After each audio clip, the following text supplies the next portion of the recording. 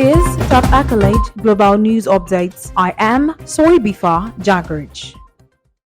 Russia on Monday cast a doubt on assertions by the United States that the Islamic State militant group was responsible for a gun attack on a concert hall outside Moscow, which killed 137 people and injured 182 more. In the deadliest attack inside Russia for 2 decades, 4 men burst into the Crocus City Hall on Friday night, spraying people with bullets just before Soviet-era rock group Picnic was to perform its hit, Afraid of Nothing. 4 men, at least one a Tajik, were remanded in custody for terrorism. They appeared separately, led into a cage of Moscow's Basmany district caught by Federal Security Service officers. Islamic State has claimed responsibility for the attack, a claim which the United States has publicly said it believes, and the militant group has since released what it says is footage from the attack. US officials said they warned Russian of intelligence about an imminent attack earlier this month. But President Vladimir Putin has not publicly mentioned the Islamist militant group in connection with the attackers, who he said had been trying to escape to Ukraine. Putin said some people on the Ukrainian side had been prepared to spirit the gunmen across the border. Ukraine has denied any role in the attack, and President Volodymyr Zelensky accused Putin of seeking to divert blame for the concert hall attack by referring to Ukraine. But President Vladimir Putin has not publicly mentioned the Islamist militant group in connection with the attackers, who he said had been trying to escape to Ukraine.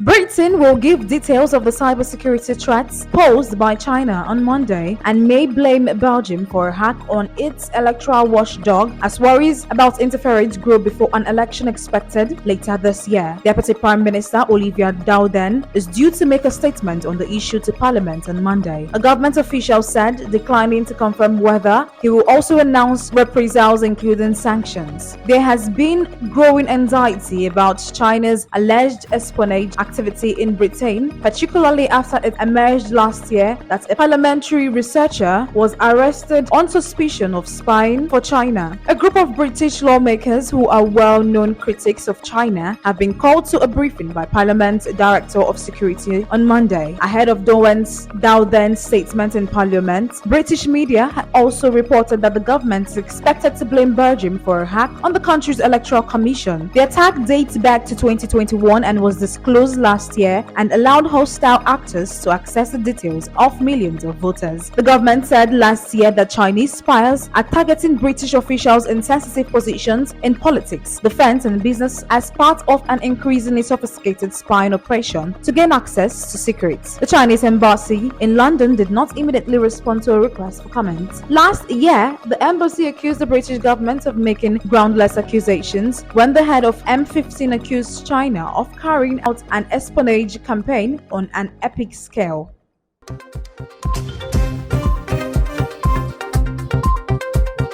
Big Tech is facing its biggest challenge in decades as antitrust regulators on both sides of the Atlantic crack down on alleged anti-competitive practices that could result in breakup orders to Apple and Alphabet Google, a first for the industry that in return could inspire watchdogs around the world to pile on, as evidenced in the growing number of antitrust probes in various countries following the opening of EU and US cases since AT&T was broken up exactly 40 years ago. No company has faced the possibility of a SIM regulator-led breakup in the United States until now. Google has said it's disagreed with the EU's accusations, while Apple said the US lawsuit is wrong on the facts and the law. In 1984, AT&T, also known as Marbell, was broken up into 7 independent companies called Baby Bells to open up one of the most powerful monopolies on the 20th century. AT&T,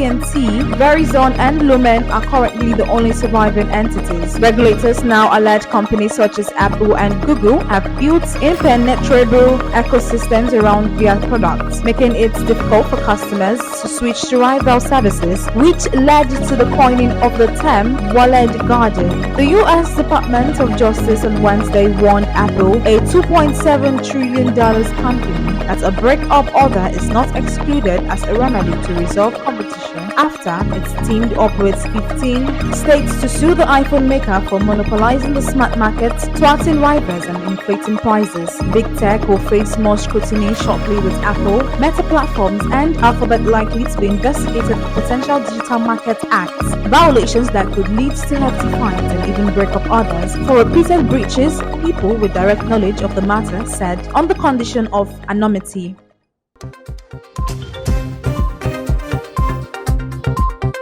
Nissan Motor said it would launch 30 new models over the next 3 years and aim to raise its global sales by 1 million vehicles while cutting costs to improve profitability. Announcing an update to its medium-term business plan, Japan's third largest automaker by sales said it will target an operating profit margin of over 6% by end of the financial year to March 2027 and total shareholder returns of more than 30%. Nissan was a pioneer in electric vehicles with its all-battery powered Leaf, but its EV efforts have been eclipsed by the likes of US rival Tesla and Chinese leader BYD, including in the world's biggest car market, China. Nissan expects all-battery powered cars to make up about a fifth of its global sales by then, and those running on its hybrid power system to account for another fifth, while those with only an internal combustion engine would comprise the remaining 60%. The Japanese automaker now aims to have electrified vehicles, which includes hybrids, make up 60% of global sales by the end of the decade,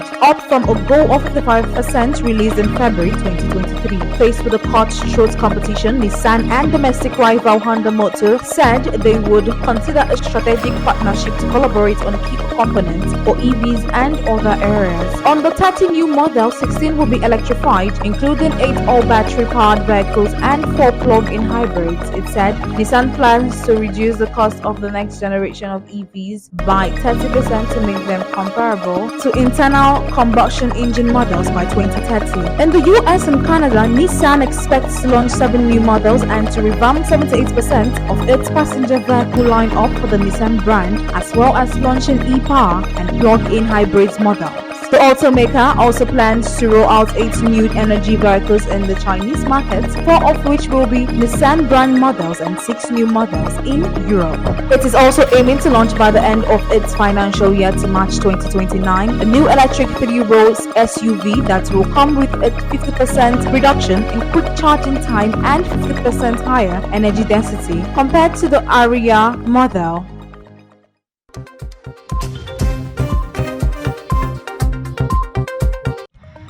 The Nigerian army on Sunday rescued students and staff who were abducted by gunmen from a school in the country's north earlier this month. The military said days before the deadline for a ransom payment, school officials and residents had said 287 students were taken on March 7th in the town of Kuriga in the northwestern state of Kaduna. A military spokesperson said 137 hostages, 76 of them female and 61 male, were rescued in the area hours on Sunday in neighboring state of Zamfara. In the area hours of 24th March 2024, the military, working with local authorities and government agencies across the country in a coordinated search and rescue operations, rescued the hostages, Major General Edward Buba said in a statement. A security source said the students had been freed in a forest and were being escorted to Kaduna's capital for medical tests before being reunited with their families. Kaduna Governor Uba Sani earlier put the number of kidnapped at over 200. Given the discrepancies in number reported, it was unclear if any hostage remained captured. Some Kuriga elders said Sani